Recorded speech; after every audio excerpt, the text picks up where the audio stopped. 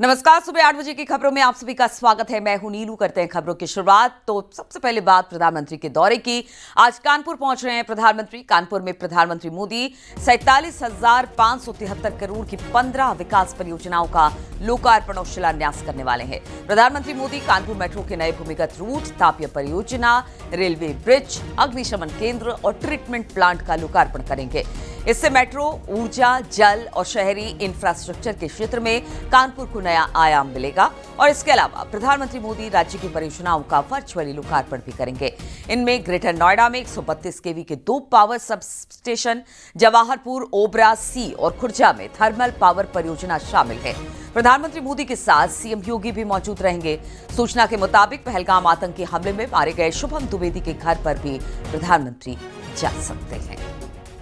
बातचीत करने के लिए फोन लाइन पर अमित गंजू हमारे साथ जुड़ गए। अमित, प्रधानमंत्री का कानपुर आना और किस तरह की तैयारी है?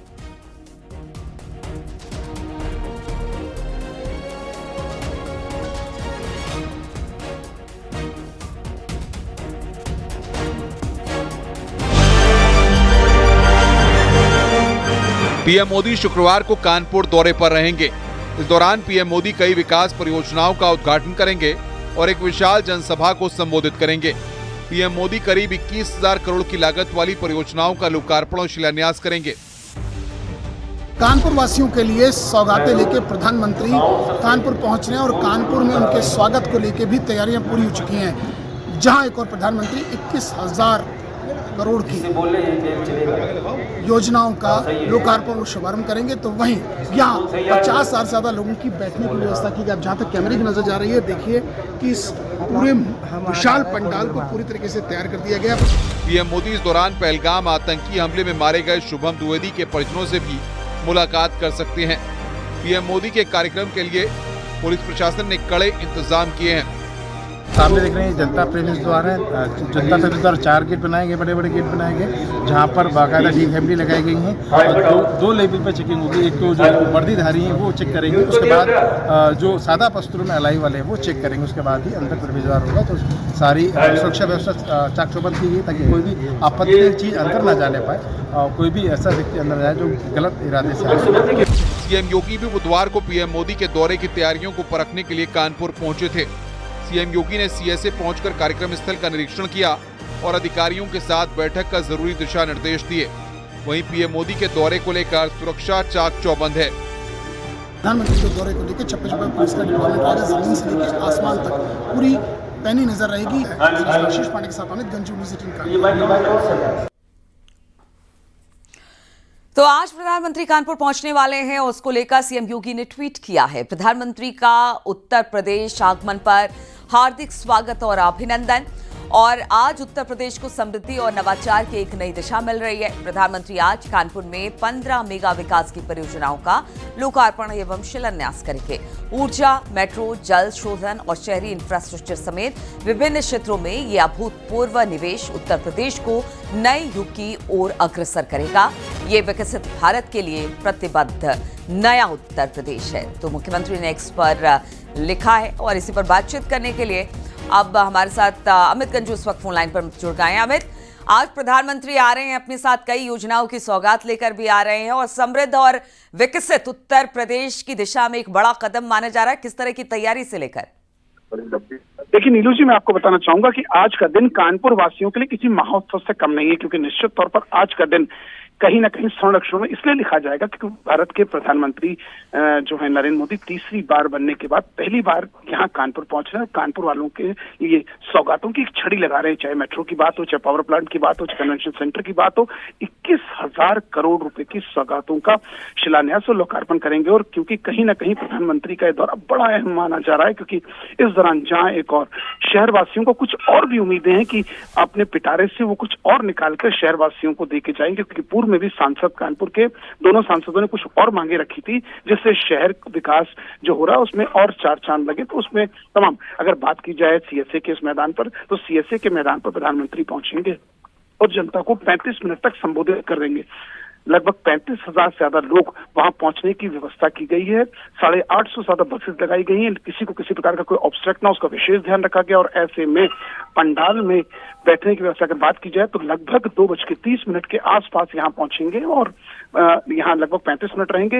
इससे पूर्व में सुरक्षा की बात की जाए तो चप्पे चप्पे पुलिस का डिप्लॉयमेंट है। 8,000 से ज्यादा पुलिस कर्मियों को लगाया गया है।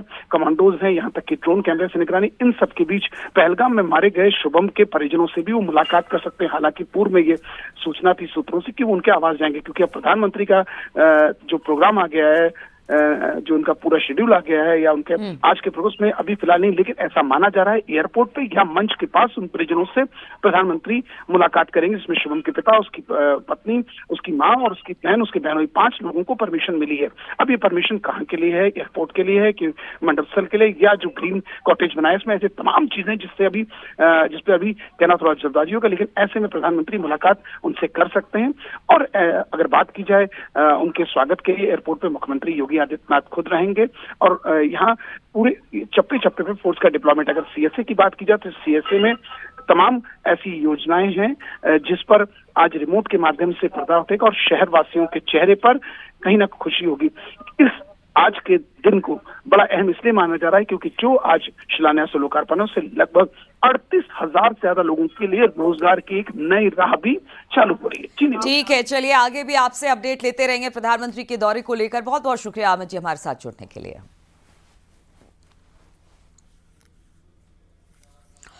और उत्तर प्रदेश के सभी जिलों में सिविल डिफेंस का गठन होगा। योगी सरकार ने 75 जिलों में सिविल डिफेंस गठन का नोटिफिकेशन जारी कर दिया है। 1962 के बाद पहली बार उत्तर प्रदेश के सभी 75 जिलों में सिविल डिफेंस का गठन सभी जिलों में डीएम के माध्यम से किया जाएगा। पदों के सृजन राज्यपाल ने अधिसूचना इसको लेकर जारी कर दी है। 1962 में प्रदेश के 15 नगरों में सिविल डिफेंस की स्थापना की गई थी। प्रदेश के 9 जिलों में 2015 में नागरिक सुरक्षा विभाग का विस्तार किया गया था।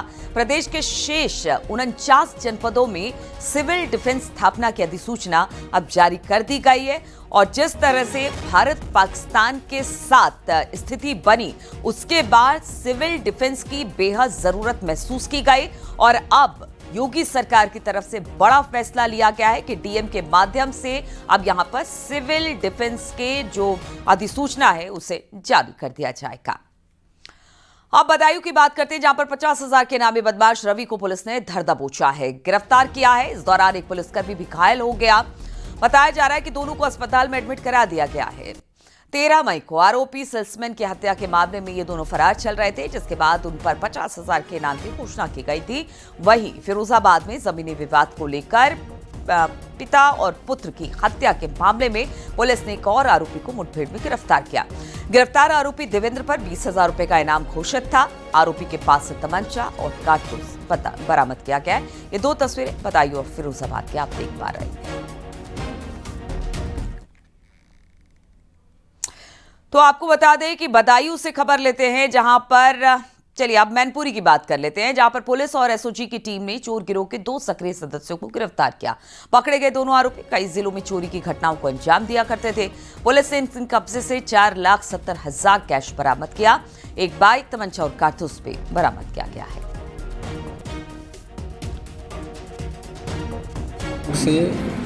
टीम ने 2 लोगों को पकड़ा है जिनका नाम अनूप और मिथुन है, जिन्होंने ये चोरी कारित करी थी। रिकवरी के समय पे इन लोगों से लगभग 4,70,000 रुपये मिले हैं। एक मोटरसाइकिल मिली है, एक अंगूठी मिली है और एक तमंचा इनसे मिला है। और बरेली पुलिस ने आईपीएल मैच पर सट्टेबाजी के खिलाफ बड़ी कार्रवाई की है। पुलिस ने सर्विलांस की मदद से सट्टेबाजों के ठिकानों पर छापा मारा, जिसके बाद पुलिस ने सट्टेबाजों के मास्टरमाइंड को गिरफ्तार कर लिया। पुलिस ने गिरफ्तार मास्टरमाइंड के पास से 4 लाख से ज्यादा की नकदी का लेन देन, 2 डायरी सहित बड़ी तादाद में कंप्यूटर में डाटा भी बरामद किया है। फिलहाल पुलिस आरोपी से पूछताछ कर रही है और सट्टे में शामिल बाकी लोगों की तलाश में जुट गई है।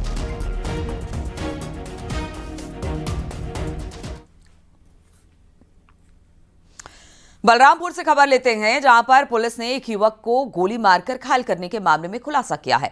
पुलिस ने एक आरोपी को गिरफ्तार कर जेल भेजा। आरोपी के पास से एक अवैध पिस्टल और 2 जिंदा कारतूस बरामद किए गए। पुलिस के मुताबिक क्रिकेट मैच के दौरान हुए विवाद के कारण आरोपी ने राजन वर्मा को गोली मारी थी।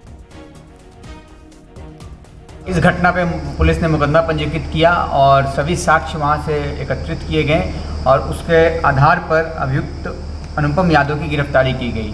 और जब अनुपम यादव से पूछताछ किया गया तो उसमें ये बात निकल के आई कि अनुपम यादव और राजन वर्मा, मतलब जो घायल व्यक्ति है, दोनों दिन में क्रिकेट खेल रहे थे, वहीं पे कहासुनी हुई थी और अनुपम यादव ने कोल्ड ब्लडेड पूरी सोच समझ के इस घटना को कारित किया है। इस धाराओं में मुकदमा पंजीकृत किया गया है और भी साक्ष्य एकत्रित किए जाएंगे और इसमें और कोई दोषी होगा उसके विरुद्ध भी कठोर कार्रवाई की जाएगी। उन्नाव से खबर लेते हैं, जहां पर सड़क हादसे में 2 लोगों की मौत हो गई। बताया जा रहा है कि बुजुर्ग को बचाने के चक्कर में बाइक सवार बेकाबू हो गया और इस हादसे में दोनों गंभीर रूप से घायल हो गए। इलाज के दौरान ले जाते समय रास्ते में ही दम तोड़ दिया। पुलिस ने शवों को फिलहाल तो पोस्टमार्टम के लिए भेज दिया।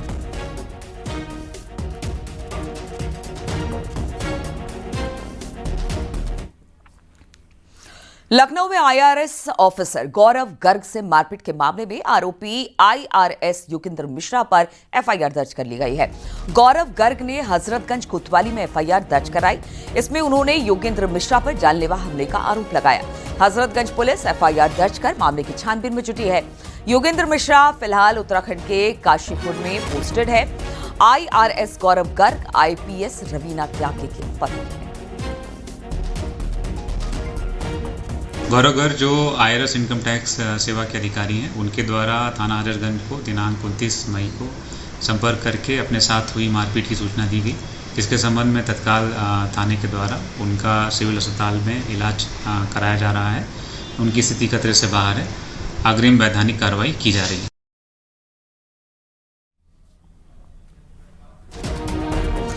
इसी पर बातचीत करने के लिए ऋषभ मणि हमारे साथ जुड़ गए हैं। ऋषभ, इस पूरे मामले में क्या अपडेट फिलहाल?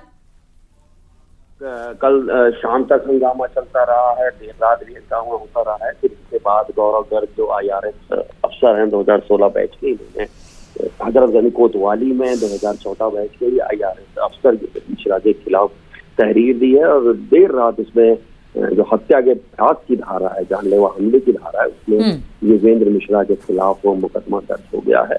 और जो बात निकलकर सामने आई है उसके मुताबिक योगेंद्र मिश्रा पर तमाम विभागीय आरोप थे, जिसकी जांच गौरव गर्ग के पास चल रही थी। गौरव गर्ग के पास उसी मामले में अपने बयान दर्ज कराने के लिए योगेंद्र मिश्रा लखनऊ आए थे।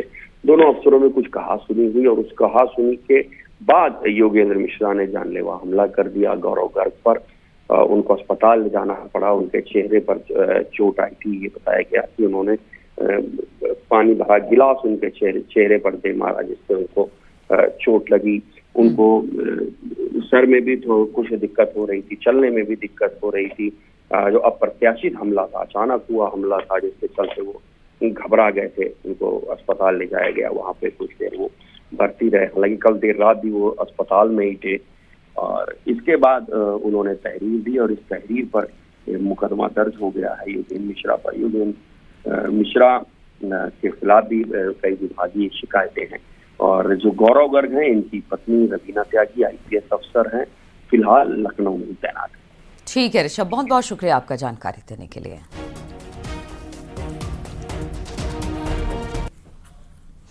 और सेना भर्ती में बड़ी तादाद में फर्जी मार्कशीट और दस्तावेज पकड़े जाने के बाद अब मिलिट्री इंटेलिजेंस लखनऊ ने बरेली में छापेमारी की है। टीम ने मौके से बड़ी तादाद में फर्जी मार्कशीट और आधार कार्ड बरामद किए। साथ ही 2 लैपटॉप, प्रिंटर, कई मशीनें भी बरामद की गई है। इससे छापेमारी से पहले ही फर्जी मार्कशीट और कागजात बनाने वाला जन सेवा केंद्र संचालक फरार हो गया। पुलिस ने आरोपी जन सेवा केंद्र संचालक के खिलाफ मुकदमा दर्ज कर उसकी तलाश शुरू कर दी है। आपको बता दें कि पिछले दिनों बरेली और फतेहगढ़ में हुई सेना भर्ती के आरोप में बड़ी तादाद में फर्जी मार्कशीट, आधार कार्ड और अन्य कागजात पकड़े गए थे। सूचना पर एसओजी व थाना सीबीगंज की संयुक्त टीम द्वारा कार्रवाई कर मुकेश देवल की दुकान से 2 laptop, 2 printer, eye scanner, 1 web camera, 1 thumb scanner, 1 fingerprint machine, 6 rubber stamp 2 LRI shield, 2 mouse, 27 Aadhaar card, 1 PAN card, 1 voter ID, 1 north eastern railway card बरामद किए गए। प्रकरण में मुकदमा अपराध संख्या 248/25 पंजीकृत है। और शामली में पुलिस ने 24 घंटे के भीतर मुठभेड़ में 3 बदमाशों को घायल कर दिया, जबकि मौके से पुलिस ने 4 बदमाशों को गिरफ्तार भी किया। गैंगरेप के मामले पर अंजाम देकर सभी आरोपी फरार चल रहे थे। आरोपियों के पास से तमंचा, छुरी और बाइक बरामद किया गया है। झंझाना थाना क्षेत्र के ऊन रोड पर इस मुठभेड़ की घटना को अंजाम दिया। प्राप्त हुई थी, यहाँ पे इन्होंने गाड़ाबंदी करी थी, चेकिंग करी थी, तो ये बगल में टाइल्स का ये क्षेत्र है जहाँ पे टाइल्स बनाई जाती है। इन्होंने मोटरसाइकिल रोकी और मोटरसाइकिल से भागने का प्रयास किया और पुलिस के ऊपर गोली चलाई। पुलिस ने आत्मरक्षा जब गोली चलाई है तो इनको गोली लगी है। इनको CSU में भर्ती कराया गया है। इनके कब्जे से 3 तमंचे बरामद हुए हैं। गोली जो चलाई है 3 खोखा कारतूस है और 3 जिंदा कारतूस बरामद हुए हैं। 1 चाकू बरामद हुआ है। अजीत 2 मोटरसाइकिलों से आ रहे थे, मोटरसाइकिल बरामद हुई है। और आगरा में एक बार फिर से ADA का बुलडोजर घर जा। यहां पर ताजगंज वार्ड के ग्वालियर रोड पर अवैध कॉलोनी पर बुलडोजर चलाया गया। आरोप के मुताबिक वर्ग गज में 2500 वर्ग गज में बिना नक्शा पास कराए कॉलोनी का निर्माण कराया जा रहा था। ADA की तरफ से पहले नोटिस दिया गया, लेकिन नोटिस का जवाब न मिलने पर इसके बाद बुलडोजर की कार्रवाई की गई।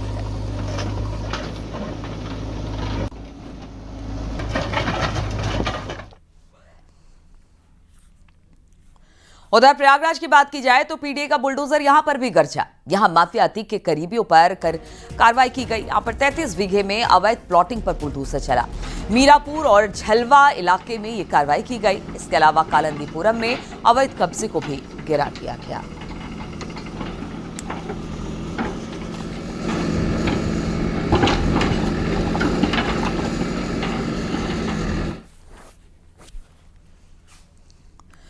हरदोई में ग्राम निवादा परस में ग्रामीणों और मुस्लिम समुदाय के बीच उस समय तनाव पैदा हो गया जब मुस्लिम समुदाय के कुछ लोगों ने रातों रात जमीन पर कब्रिस्तान का बोर्ड लगा दिया और पिलर बनाकर तारेबंदी कर दी। इस जमीन को गांव के देवस्थान की बंजर भूमि बताया जा रहा है, जबकि मुस्लिम पक्ष का दावा है कि ये जमीन उन्हें करीब 15 साल पहले प्रधान ने कब्रिस्तान के लिए दी थी। जांच के बाद प्रशासन ने पाया कि ये जमीन ग्राम समाज की है। इस आधार पर प्रशासन ने तत्काल प्रभाव से बोर्ड, पिलर और तारबंदी को हटवा दिया।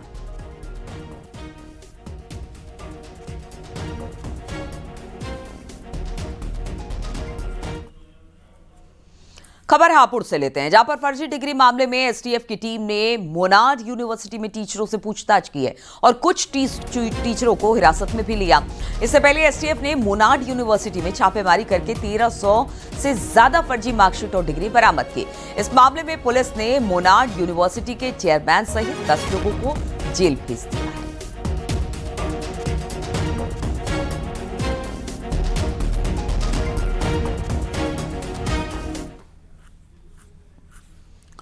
और उन्नाव में सड़क हादसे की बात कर लेते हैं, जहां पर 2 की मौत हो गई है। बताया जा रहा है कि बुजुर्ग को बचाने के चक्कर में बाइक सवार बेकाबू हो गया और इस हादसे में दोनों गंभीर रूप से घायल हो गए।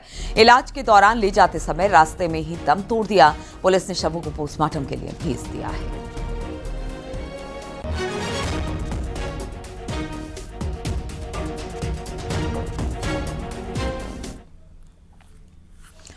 मेरठ के समाजवादी पार्टी के जिला अध्यक्ष ने सभा में मेरठ के तीनों विधायकों पर जमकर प्रहार किया और उन्हें चोर तक कह डाला। विपिन चौधरी के बयान पर पार्टी मीटिंग में तालियां भी बजी। अब सोशल मीडिया पर वीडियो वायरल होने के बाद समाजवादी पार्टी के लिए परेशानी का सबब बना हुआ है। इस वीडियो पर जब विपिन चौधरी से सवाल पूछा गया तो उन्होंने यू टर्न मार लिया। जिन पार्टी नेताओं को कल तक चोर बता रहे थे, आज उन्हें कोहिनूर बता दिया। नेताओं को ना कोई अपमानित शब्द कहे हैं, ना मेरी अच्छी मंशा है। हाँ, मैंने ये कहा कि उन्हें पार्टी प्रोटोकॉल का पालन करते हुए यहाँ पे मीटिंगों में आना चाहिए। अगर कोई लखनऊ से प्रभारी बन के आता है तो उसका मान सम्मान रखना चाहिए। वो अखिलेश जी के चेहरे के रूप में हमारे यहाँ पे आते हैं। और रही बात चोर कहने की, तो मेरे जो तीनों विधायक हैं वो पार्टी के कोहिनूर हैं। मैंने उन्हें या वरिष्ठ नेताओं को टारगेट करके कुछ बात नहीं कही। मैंने कहा है कि कुछ चोर नेता हैं जो गलत बयानी करते हैं, अखिलेश जी को गलत रिपोर्ट देते हैं और सिर्फ लखनऊ और दिल्ली की परिक्रमा करते हैं, वो चोर नेता हैं जो मीटिंगों में नहीं आते हैं।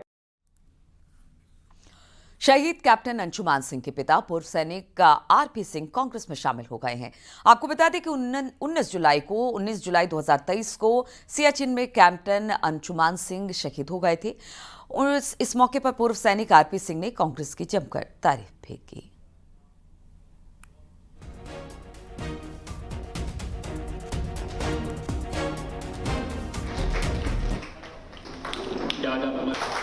मेरे दिल में मैंने कहा कि अब चूंकि सेना से मैं रिटायर हूं तो अब क्या करूं, खाली तो बैठ नहीं सकता, नौकरी करनी नहीं है। मैंने सोचा कि कुछ करना चाहिए, तो कुछ चीज़ों पे मंथन मैंने किया और जब पुरानी बातों को मैंने देखा कि बहुत पहले से, यानी यूं कहें कि इतिहास को जब देखा, बातें तो हमेशा इतिहास की होती हैं, तो हमारे दिल में ये उद्गार सा आया कि नहीं, हमें कांग्रेस के साथ सेवा करनी चाहिए और अपने दिल की आरजू को सुन करके मैंने कांग्रेस को ज्वाइन किया।